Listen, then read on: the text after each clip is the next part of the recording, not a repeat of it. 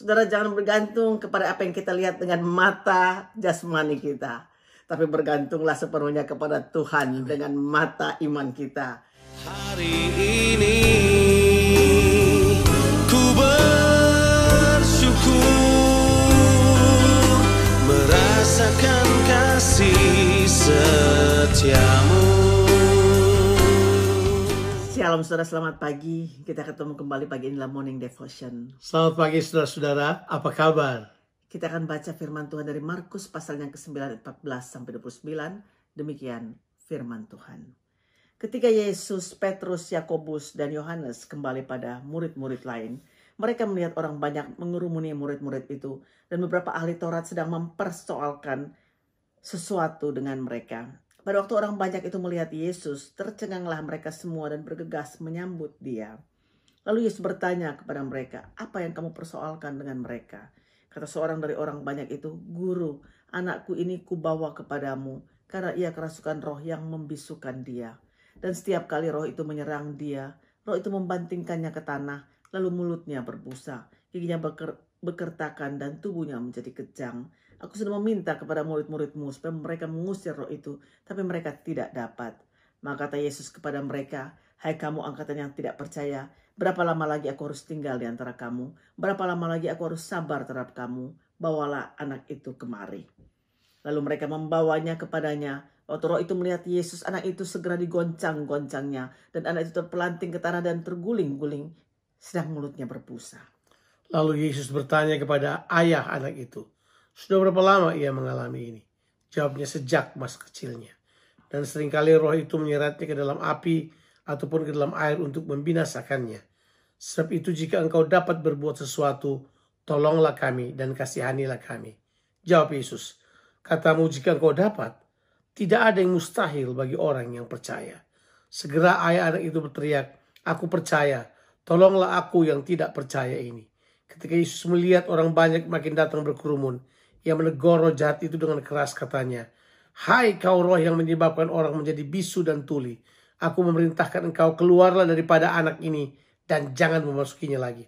Lalu keluarlah roh itu sambil berteriak dan menggoncang-goncang anak itu dengan hebatnya. Anak itu kelihatannya seperti orang mati, sehingga banyak orang berkata, "Ia sudah mati." Tapi Yesus memegang tangan anak itu dan membangunkannya, lalu ia bangkit sendiri. Ketika Yesus sudah tiba di rumah dan murid-muridnya sendirian dengan dia, bertanyalah mereka, "Mengapa kami tidak dapat mengusir roh itu?" Jawabnya kepada mereka, "Jenis ini tidak dapat diusir kecuali dengan berdoa." Saudaraku, pembacaan kita pada hari ini berhubungan dengan bagaimana Tuhan Yesus mempersiapkan murid-muridnya untuk meneruskan pekerjaan yang dia sudah mulai. Dalam kisah ini, ketika Tuhan Yesus bersama dengan Petrus, Yohanes, dan juga Yakobus sedang berada di atas gunung, terjadi suatu peristiwa berhubungan dengan murid-murid Tuhan Yesus yang gagal untuk menjadi perwakilan Tuhan Yesus menyembuhkan seorang anak yang dirasuk oleh setan. Tuhan Yesus menegur mereka dengan keras dan menunjukkan kepada mereka alasan mengapa mereka tidak dapat untuk mengusir roh jahat itu dari anak tersebut, karena ketidakpercayaan mereka. Saudara, praktek dalam menyembuhkan atau mengusir setan sebenarnya telah diajarkan Tuhan Yesus kepada murid-muridnya di Markus pasal yang ketiga ayat yang ke-15, di mana Tuhan Yesus memberikan kuasa kepada murid-muridnya untuk mengusir setan-setan, dan sangat disayangkan bahwa murid-muridnya gagal untuk melakukannya. Kegagalan mereka jelas karena ketidakpercayaan mereka. Dan memang benar bahwa hal-hal mengenai ini sangat penting untuk diketahui. Seringkali kita gagal praktek disebabkan karena kita gagal paham terlebih dahulu. Itulah sebabnya Yesus berkali-kali memohon kepada murid-muridnya untuk mengerti, memahami apa yang dia maksudkan dalam pengajarannya ataupun dalam contoh-contoh yang dia sampaikan kepada mereka. Kalau sudah melihat ada sebuah diskusi yang sangat luar biasa soal kepercayaan atau ketidakpercayaan. Saudara masih ingat diskusi Yesus dengan orang tua dari anak ini? Ketika dia menjelaskan bahwa anak ini betul-betul seringkali disiksa, dilempar ke air ataupun ke api, dan mulutnya berbusa, kejang-kejang dan seterusnya. Jadi waktu anak itu dibawa kepada Yesus Yesus kemudian bertanya kepada, sejak kapan hal ini terjadi? Orang tuanya berkata begini, sejak dia masih kecil. Nah, ketika kemudian itu terjadi, dia kemudian berkata seperti ini, kalau engkau bisa Tuhan, sembuhkanlah anak ini. Tolonglah dan kasihanilah kami. Yesus langsung bertanya, kalau aku mau atau aku bisa? Ini pertanyaannya bukan itu. Sebab Yesus berkata, tidak ada yang mustahil bagi orang yang percaya. Ya. Sekali lagi, Amin. kata percaya di sini menunjuk kepada percaya kepada pribadi Yesus sebagai Mesias.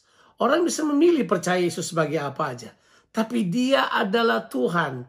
Dia adalah Allah yang menjadi manusia. Yes. Dia adalah pribadi yang menjadikan segala sesuatu di alam semesta ini. Kalau saudara membaca dalam Injil Yohanes, jelasnya kita harus mengenal pribadinya dengan benar, supaya kita dapat percaya dengan benar, dan kemudian bertindak dengan benar.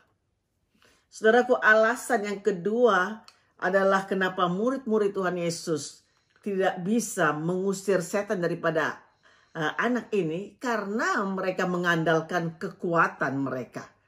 Mereka, saudaraku, tidak sungguh-sungguh mengandalkan Tuhan dalam kehidupan mereka. Ini adalah suatu alasan, karena waktu mereka bertanya kepada Yesus, kenapa kami tidak dapat mengusir roh itu? Lalu Yesus mengatakan bahwa ini tidak dapat diusir kecuali dengan berdoa. Karena berdoa adalah ketergantungan kita kepada Tuhan. Di sini sekali lagi, Yesus mau mengatakan kepada kita bahwa iman kepada Tuhan itu implikasinya adalah bergantung penuh pada Tuhan. Amin. Kita tidak bergantung pada kemampuan kita sendiri. Kita tidak bergantung kepada bank account kita. Kita tidak bergantung kepada yang lain.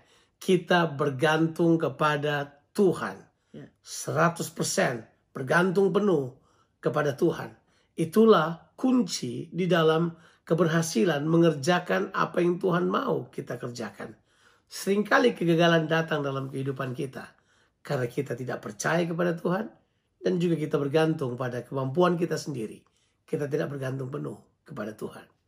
Saudara, jangan bergantung kepada apa yang kita lihat dengan mata jasmani kita, tapi bergantunglah sepenuhnya kepada Tuhan dengan mata iman kita. Karena seringkali kita membatasi kuasa Tuhan dengan tidak percaya. Tapi saudara, mari pada saat ini kita tidak batasi Tuhan yang bergerak dalam kehidupan kita dengan sepenuhnya. Tuhan Yesus memberkati saudara sekalian. Have a blessed day. Amen.